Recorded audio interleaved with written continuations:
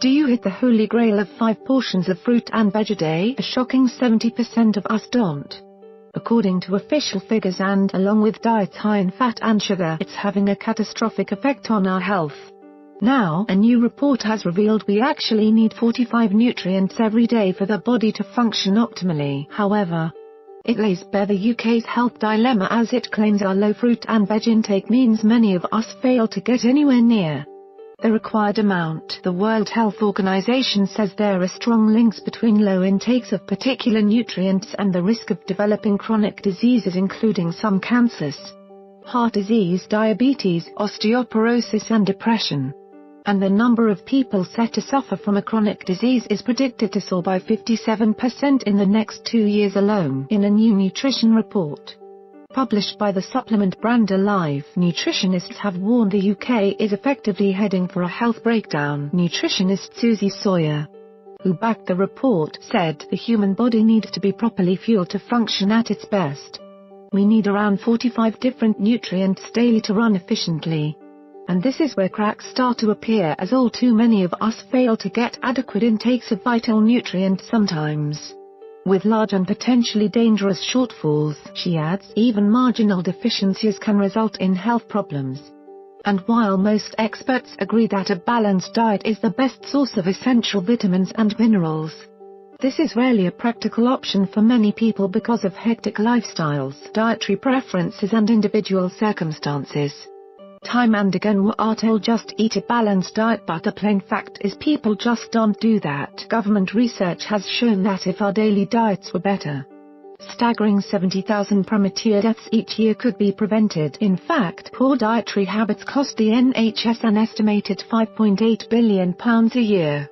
More than smoking £3.3 billion, alcohol £3.3 billion, and people being overweight and obese £5.1 billion. Now, experts are warning that while we're living longer than ever before and have better access to food than ever, the number of healthy years many of us enjoy before chronic disease strikes is falling. Vitamins A, D, E, K, C, B1, B2, B3, B5, B6, B12, biotin, folic acid, minerals, calcium, chloride, sodium, molybdenum, potassium, iron, magnesium, manganese, zinc, selenium, iodine, vanadium, cobalt, silicon, sulfur, phosphorus, chromium, fluoride, boron, copper, essential amino acids, protein, leucine, isoleucine, lysine, methionine, phenylalanine, tryptophan, valine, histidine, threonine, essential fatty acids, linoleic acid, alpha-linolenic acid, carbohydrates, glucose. We may be living longer, but it doesn't mean we are living better or that those extra years will be happy or healthy, says Susie Sawyer, a clinical nutritionist based in Brighton and co-author of the new report called Is the UK Heading for a Health Breakdown? Many of our modern-day diseases are the result of poor nutrition and vitamin and mineral deficiencies. The tragedy is that so many chronic health conditions could be prevented by eating a better diet. Specifically, official data from the National Diet and Nutrition Survey shows levels of vitamin D, which is mainly produced when the skin comes into contact with sunlight, are persistently low. And despite Public Health England advising supplementation of at least 10 mcg a day, deficiency is still widespread.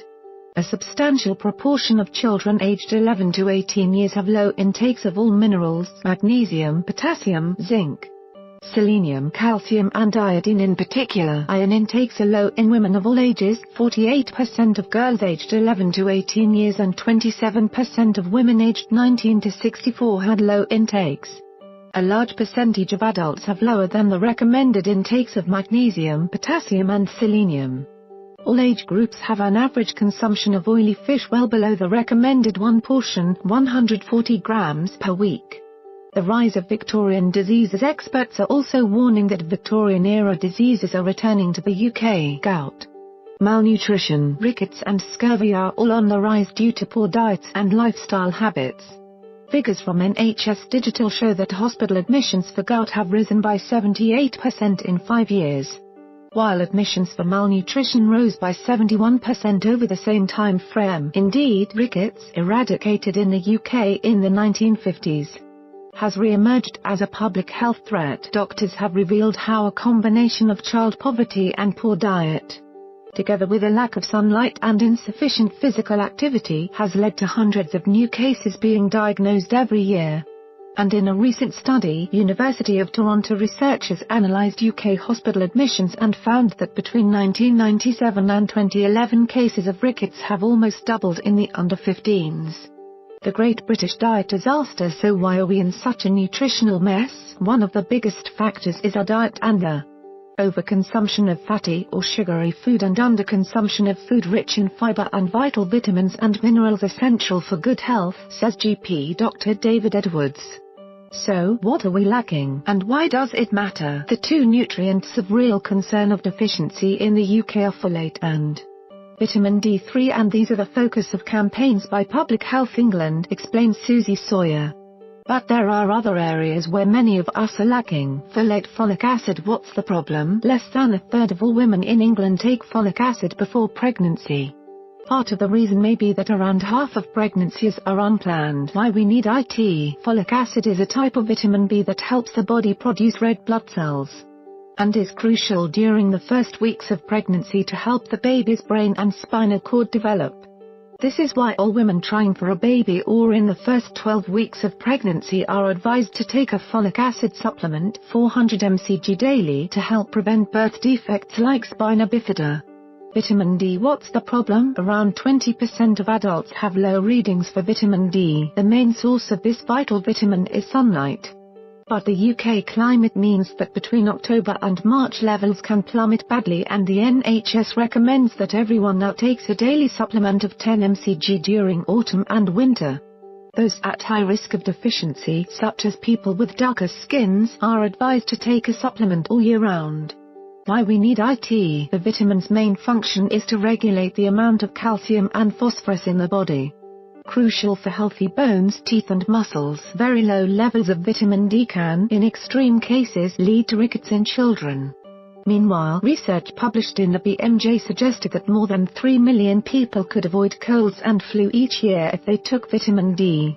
A low level of vitamin D has also been linked with some cancers, cardiovascular problems, asthma attacks, depression and multiple sclerosis, says Susie Sawyer. Iron and B12. What's the problem? Large numbers of girls and women are not achieving the recommended nutrient intake for iron.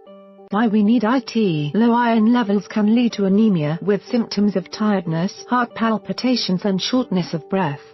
Anemia can also be caused by vitamin B12 and folate deficiency, which are both needed to produce red blood cells. Iodine. What's the problem? Official data shows people of all age groups across the UK fail to meet World Health Organization (WHO) guidelines for iodine intake. The trend for ditching dairy is also causing many people to be iodine deficient, says Susie Sawyer. This is because cow's milk is one of the best sources. Fish is another good source.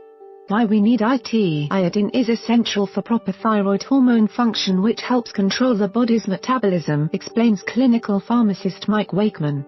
Iodine during pregnancy is vital for brain health of the developing fetus and a child's cognitive development in their early years. Research shows even a slight deficiency can lead to a lower IQ. Children of the iodine-deficient mothers were more likely to have scores in the lowest quartile for verbal IQ, reading accuracy, and reading comprehension. Top tip: skip the organic milk. It's 44% lower in iodine than conventional milk. And long life of milk is 27% lower, even if you do tuck into 5 portions of fruit and veg a day. Modern farming methods mean you might not be getting all the nutrients you need. A government report concluded that average concentrations of the trace minerals copper, magnesium, sodium, iron and potassium have significantly dropped in crops. Selenium levels in soil are also lower than they used to be. Research shows that popular weight loss diets that cut out food groups such as red meat or dairy may also be contributing to micronutrient depletion, adds nutritionist Susie Sawyer. Plant-based diets are not necessarily providing adequate nutrient intakes.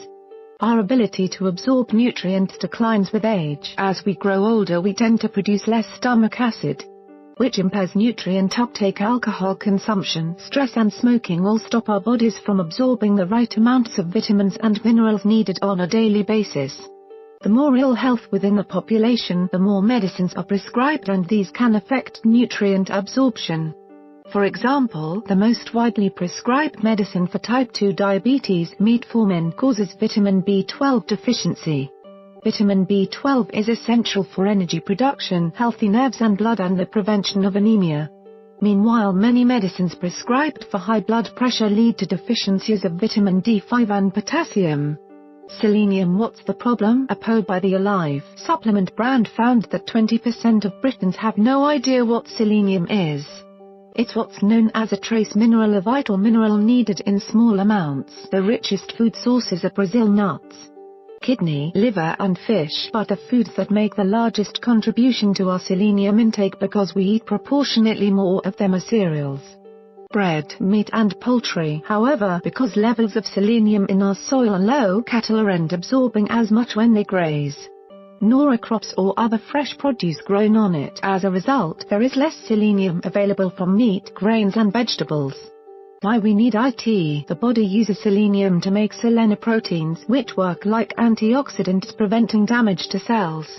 Lack of selenium could have a number of serious health implications, such as an increased risk of coronary heart disease and certain cancers and heart disease. Poor immunity, susceptibility to degenerative diseases, inflammatory problems, reduced male fertility and skin conditions such as eczema. Omega-3 fatty acids. What's the problem? Omega-3s are a type of polyunsaturated fat naturally found in oily fish like tuna, salmon and sardines. All age groups are advised to eat at least one portion of oily fish a week with a cooked weight of 140 grams. But dietary data shows that consumption levels in the UK are a fraction of the target. Why we need THEM? The body cannot make these essential fatty acids, so we must get them from our diet or via a supplement. Studies have linked omega-3 fatty acids with a reduced risk of heart disease, some cancers, such as prostate and skin, improving mood and combating memory loss and dementia. Magnesium. What's the problem? Despite magnesium being found in many foods, especially green leafy vegetables, nuts and whole grains, studies show many people, including children, don't make the recommended daily amount. This may be because magnesium tends to be lost during food preparation and cooking, and or because dietary intake of fruits and vegetables is so low in the UK. Why we need it? Magnesium is the fourth most abundant mineral in the body. It plays a role in over 300 metabolic reactions and has a key role in maintaining normal heart rhythms, muscular contraction, muscle and nerve function, blood pressure control, glucose and insulin metabolism, and bone mass.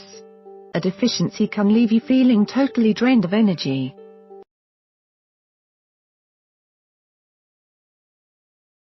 Tell me where the freaks at.